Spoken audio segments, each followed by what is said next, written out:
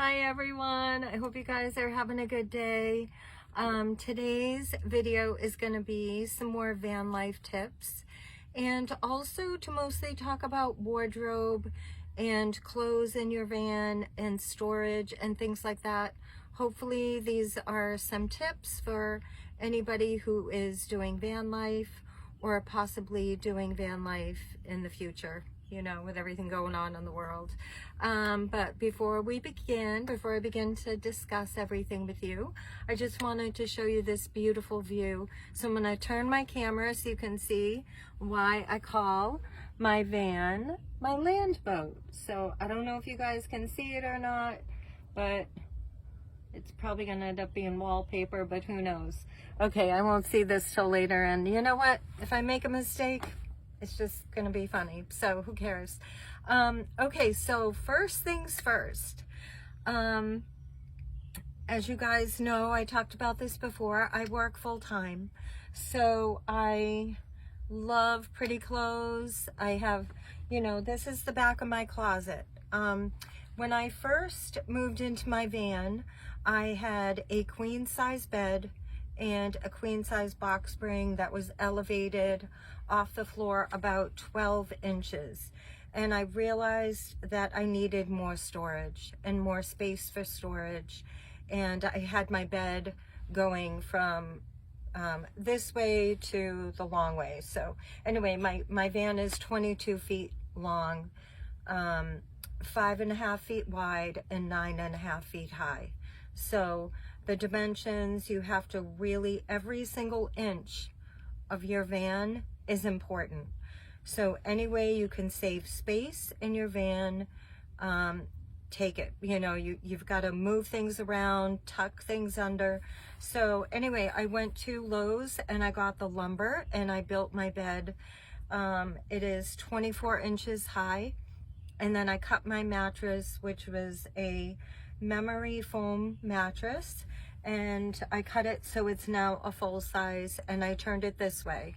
So now the back of my closet has at least 3 feet back here. I think when I measured, it's now 3.5 feet deep and 5.5 feet wide, which is definitely enough space for a closet. So the first thing I want to talk about is the curtain rod. So most RVers and people that do van life have sort of an established shower space. This is normally would be a shower for most van life people, and a lot of people say that it's such a waste of space because you're in and out of the shower in, you know, just a matter of minutes, and the rest of the day is spent either in your bed or cooking or reading or you're working, right? So so anyway, there were 2 holes in the side walls. That's how I got my curtain rod in there. And then you take a piece of noodle, you know, the noodles, the foam noodle that you would swim with, and you cut it. And then I wrapped mine in white duct tape, and then I wrapped the entire curtain rod in contact paper.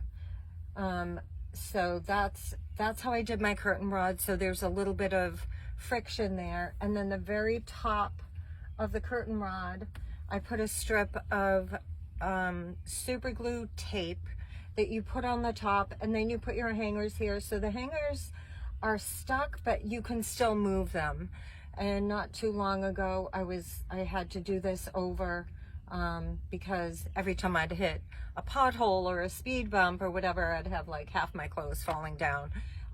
So I had to redo the whole thing. But so anyway, my clothes stay secure here. And then of course, it's hard because I work in an area where there's 4 seasons, right? You've got summer, spring, winter, fall.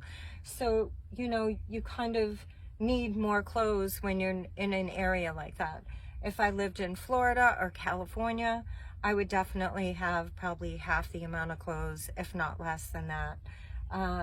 And if I worked a remote job, I wouldn't have all these clothes, you know, because I'm working with the public, so having enough clothes. So there are two factors I can tell you.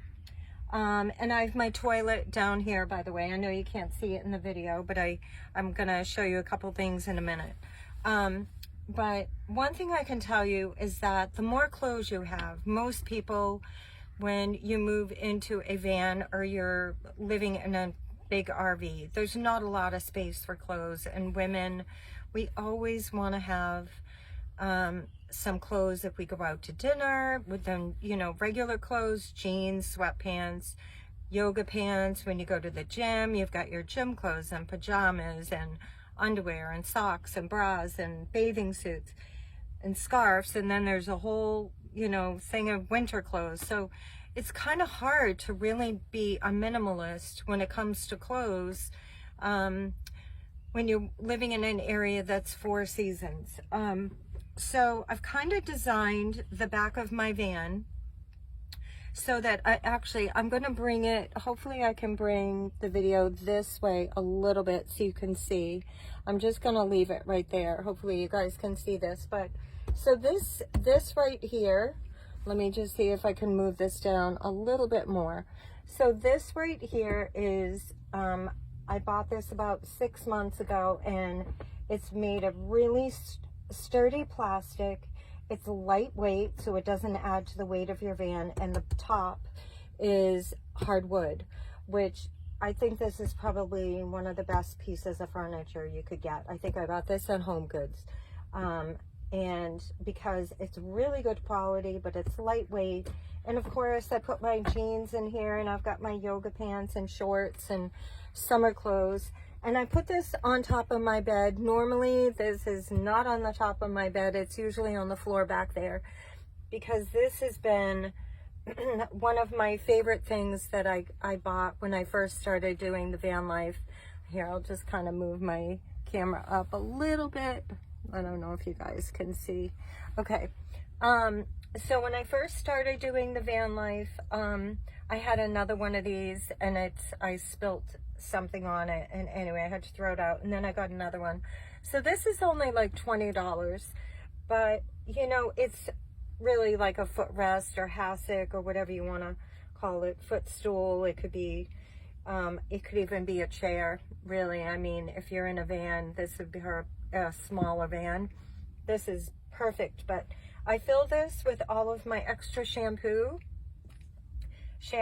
conditioner, hairspray, dry shampoo. I've got my, what is in here? My mani-pedi, if I need to do my nails or something, and just extra toothpaste and toothbrush and you know, just basically anything that would go in your bathroom, I put in here.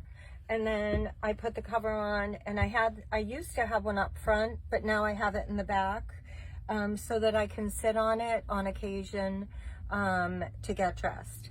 So I'm just gonna leave this here for right now, just so I can just show you guys. I'm gonna turn this around a little bit more. Okay, so anyway, usually this is in the back, and then underneath my bed, I have extra blankets. I have a bucket that has, you know, important papers and books, and I have a few different containers underneath there, all of the sentimental things that I've received from my kids, from friends, and then I have a couple of smaller containers that have all of my Christmas decorations. Yes, I decorate for Christmas, and I have to be a little bit savvy with my decorating, because I don't want this van to look like a gift shop either.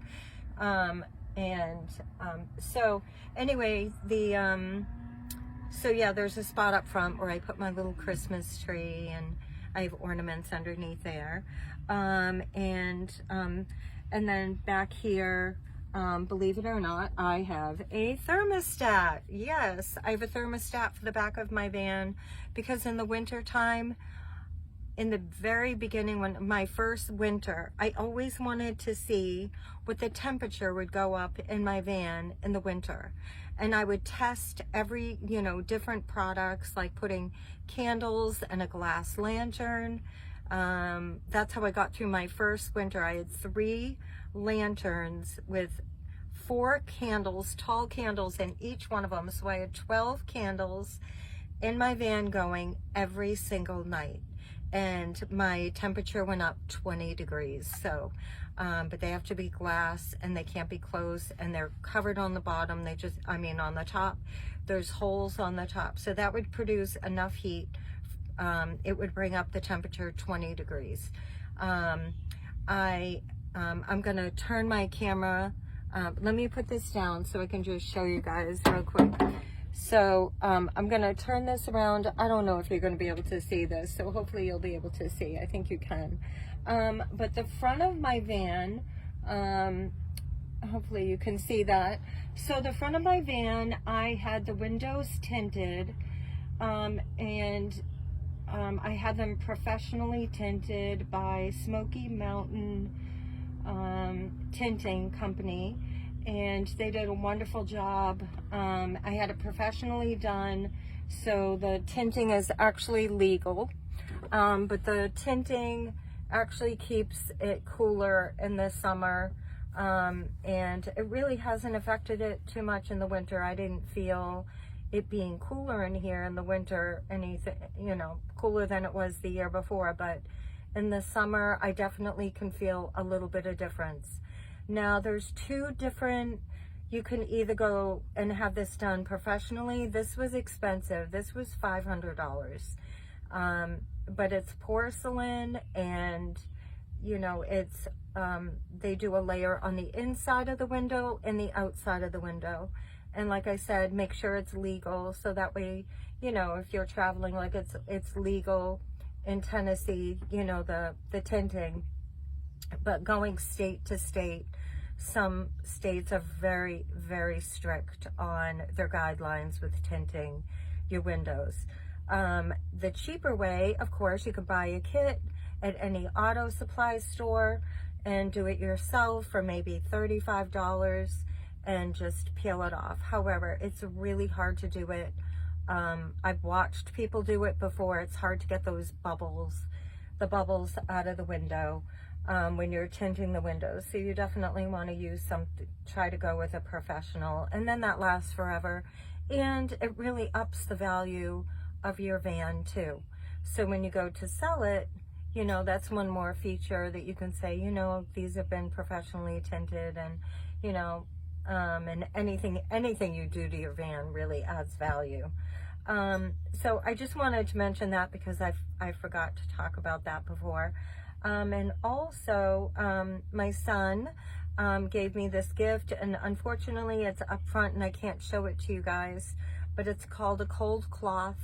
And I believe, I'm not sure the material that it's made out of. You can look online on Amazon, but you get it wet, and you can store it in a Ziploc baggie, and when you take it out, it is ice cold all the time. You can put it on your shoulders, on your body, if you're in a van and you do not have air conditioning. I have 2 fans that are going. I have 2 different fans. I don't run both of them at night.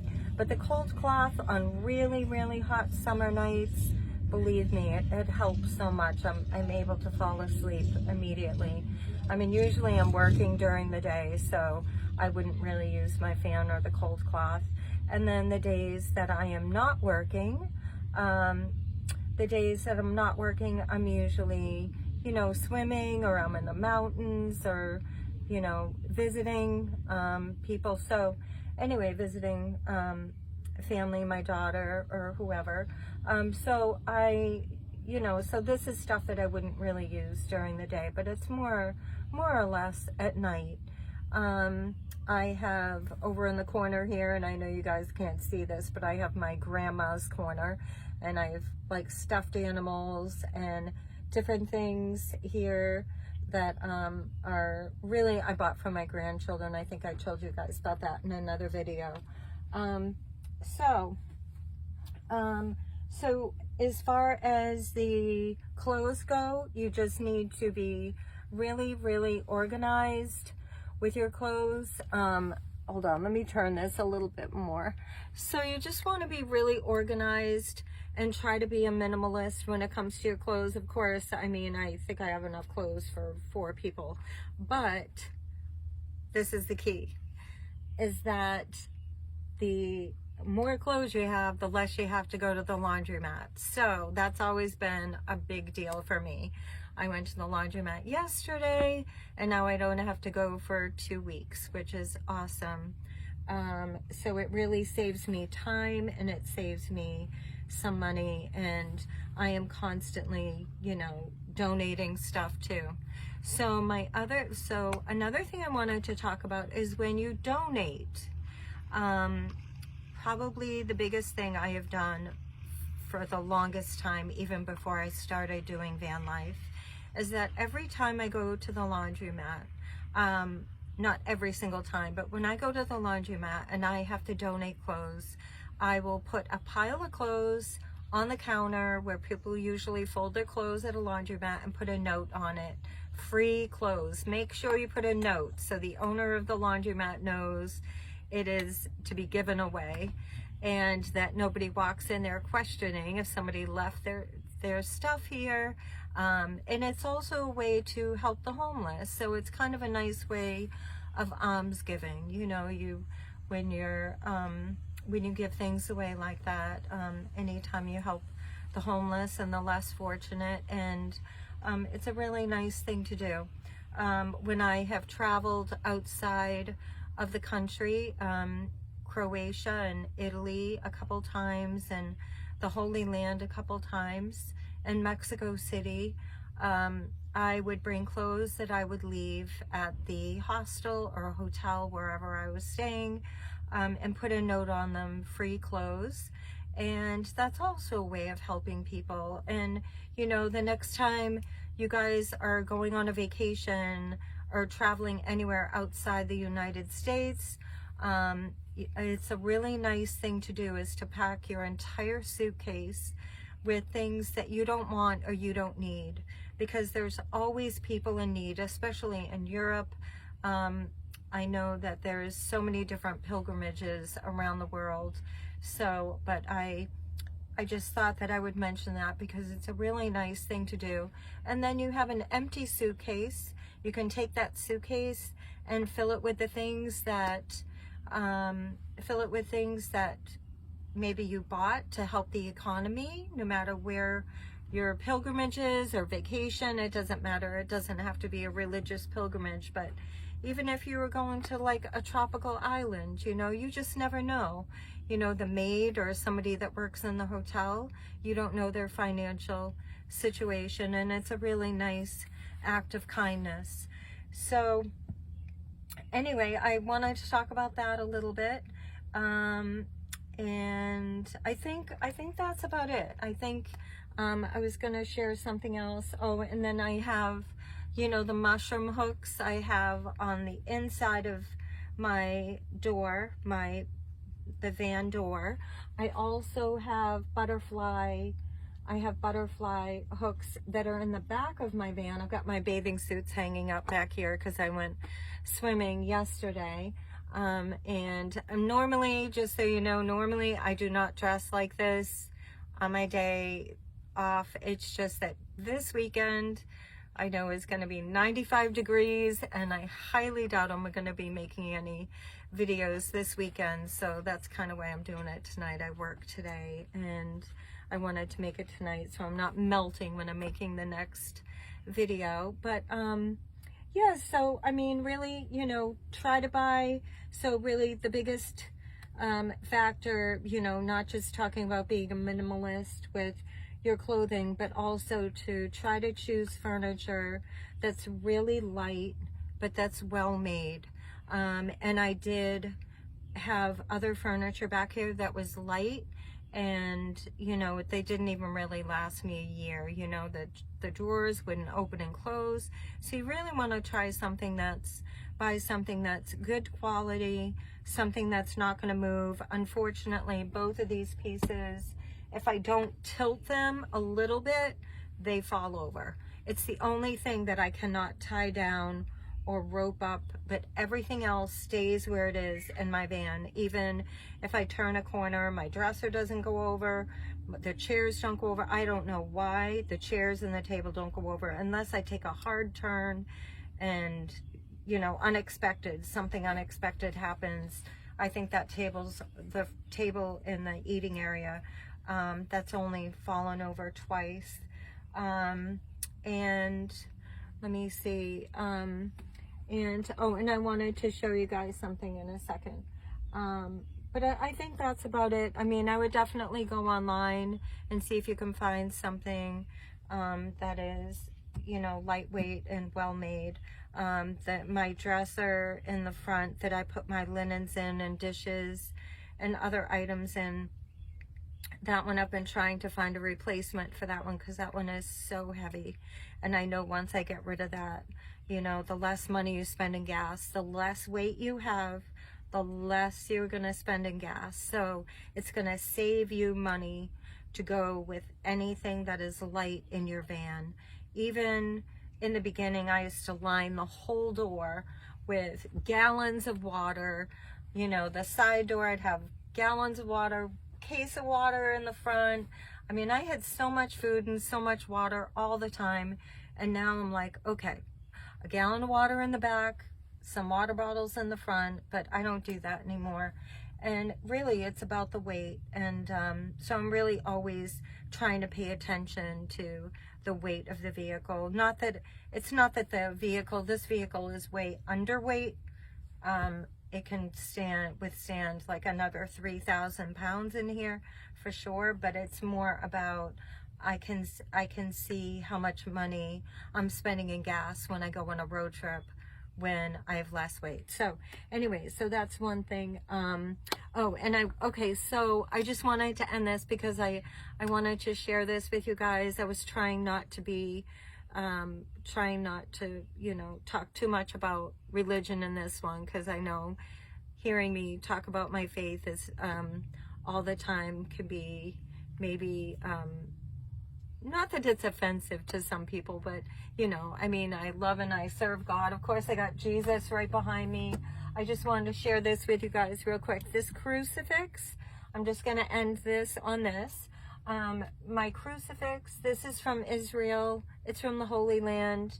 And it has on the very bottom of it, this is made of olive wood. And on the very bottom, it has a piece of the road to Calvary in it. And the Via Dolorosa in Israel. And this I super glued to my van. So Christ is super glued. This is super glued. And then of course I have magnets of the saints, Saint Kateri. I think I have one of Saint Teresa, Our Lady of Perpetual Help. I mean, I've got some other things back here too, but I wanted to show you something really beautiful. So last year, actually not too long ago, just a few months ago, I was working, and last year, I was working in Sevierville. And I don't know if you are not from this area, Sevierville, Pigeon Forge, Gatlinburg, it is packed with so many different activities and things that you can do in that area. From aquariums and attractions, Dollywood, and all these amazing things that you can do. And of course you can go hiking and see the waterfalls because you're really in the Smoky Mountains. But they had this one called the Bible Museum, and I'm going to, actually I don't know if I can really move this, but I'm gonna try my best to move this so I can show this to you guys. I'm actually gonna try. No, I can't do it. Okay, so hopefully you'll be able to see this, but this is the Our Father prayer, and I had it framed, and it's from the Bible Museum. And like I said before, I really try to, you know, fill my van with things that I feel like are blessed and that make this into, you know, a holy place, because it is a holy place. I read my Bible, and I pray in here, and I do a lot of reading, and do my daily prayers. And you know, God is with me. He is always with me, and he never leaves me, and he has carried me and directed me and been my GPS now for 2 years, actually longer than that, way longer than that, but I just don't talk about it too much. So anyway, I didn't want to go off on that, but that's about it, guys. And you know, when you one more thing I just want to add is when you shop for your clothes, go to consignment shops and thrift stores and things like that, because you don't want to spend a lot of money on clothes when you're doing the van life. You can go to thrift stores and buy a shirt for $5, and you know, end of the season you could just donate everything and then turn around and buy stuff again at a thrift store. You know, little things that you could do also. I know somebody that does that. They donate, they just give away all their clothes at the end of the season and then rebuy them, but I just don't want to have to spend the money on it. Anyway, if you have any questions, you can always private message me on anything else as far as the van life goes. I mean, I'm going to be sharing more tips and more things that are part of my daily life. Sorry, I just started sweating. It's starting to get really hot tonight. But some other tips that I will share with you guys soon. Probably next week I will make another video because I'm going to be working, so I won't be able to probably make another video till next week. But I'd like to share with you guys some places if you are doing the van life. I don't know where you are in this country, but I wanted to share some more tips on the van life. There are some free campgrounds. There's one in my area, but it's like an hour from here, so I'm definitely not going to drive an hour to go to work, or 2 hours, you know, 2 hours round trip to commute to work just to sleep, because that's just crazy. And it would cost so much money in gas, so I certainly wouldn't do that. But I'm always, you know, you have to, you know, really be good with money management when you're doing the van life. So and for all you guys up north, all you single people that are working your butts off 6-7 days a week up north, I don't know how you do it financially. I did it and I still go, I don't know how I did it. So it's really, really hard financially. So God bless you. And I can hear some cars coming around the corner, and people in the area. So anyway, I hope you guys have a good night. I'm going to say a little prayer to everybody. I feel like I always have to do this no matter what I'm talking about, whether it's about the faith and hopefully bringing you on the right path, and or I'm talking about the van life tips or just life in general. I always feel like I need to pray. And so Heavenly Father, I ask you to please bless every single person that watches my videos, and I'll say a little prayer for you guys. In the name of the Father, the Son, and the Holy Spirit, amen. May the Lord bless you and keep you. May the Lord make his face shine upon you and be gracious to you. May the Lord lift up his countenance upon you and give you peace. God bless you guys. I'm sorry this video is tilted right now, but I hope you guys have an awesome weekend, and be safe. All right, bye.